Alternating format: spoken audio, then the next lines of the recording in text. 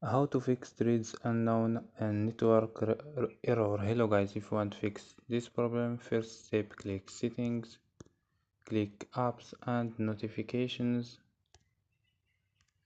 click apps and wait a second for loading.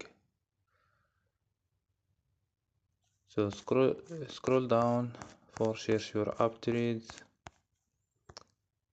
go to force stop, click OK and go to storage, click clear data and click OK, click clear cache.